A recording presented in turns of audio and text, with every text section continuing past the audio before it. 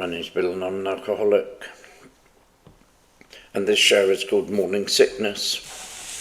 One of the happiest times I had in my childhood was when I was 9 years old. I remember it like it was yesterday. It was without doubt my happiest year. I was confident, I had faith, I felt strong, and I was on the cusp of going from a scared little boy towards growing up. I was looking forward to my future. I was excited about life. I had a plan and I had an ambition. And my plan was to make sure that any children that I had in my life were raised by both their natural parents. And my ambition was to become a property developer.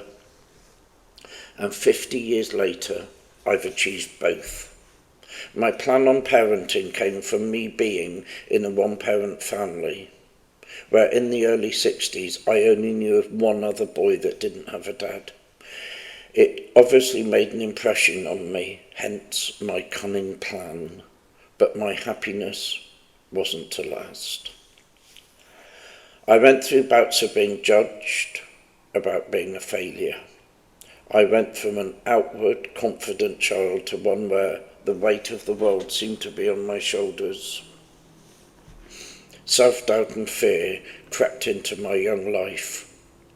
It became burdensome and weighed heavily on my life until one day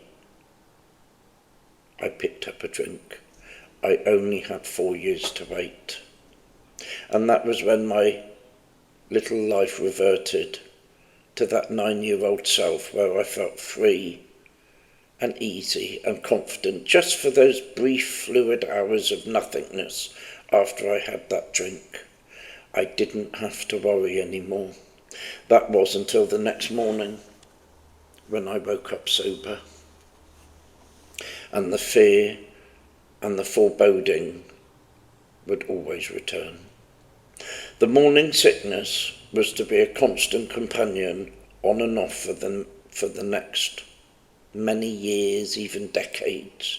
That mind-distorting fear that I would wake up with was all-consuming and real. Some days there was a good reason to worry. Mostly there wasn't. Either way, the early morning terrors became something I'd dread. But I could never seem to eradicate them, not completely. And they only had two solutions. One was to go to work, and the other was to have a drink. And one way or another, either would be used to quell the darkness that I seemed to feel some days. I could understand when I had a good reason to worry, but most of the time I had nothing in my life to particularly get too concerned about. On mornings like this, if I had nothing to concern me, I'd usually find something. It was a perpetual and constant fear that I had every morning. And one day I'd obviously had enough of the fear. I'd had enough of drinking. I'd had enough of worrying about my life, worrying about my children, worrying about the world. And that was the morning I called AA. And through the 12 steps of Alcoholics Anonymous, I learned over many years how to deal with the morning sickness I'd somehow become so used to.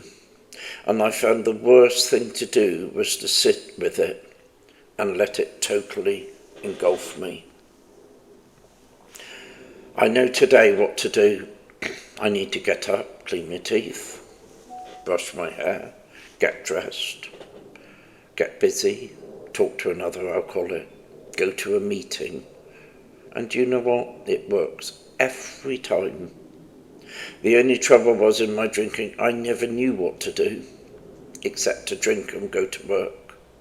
But now I do know, and I've earned myself another choice in my life, and that's to sit with the morning terrors or to take actions I've learned in recovery and let them gently subside and live another day in hope and serenity, just like I once did as that 9-year-old boy all those years ago, where I could wake up and feel confident and happy and be at one in my own skin, and that's exactly where the 12 steps of Alcoholics Anonymous has taken me, back to those carefree years where I can live with a degree of hope and encouragement and humility and tolerance that I never deemed possible all the way through my drinking. Bill the Shirt, Bristol.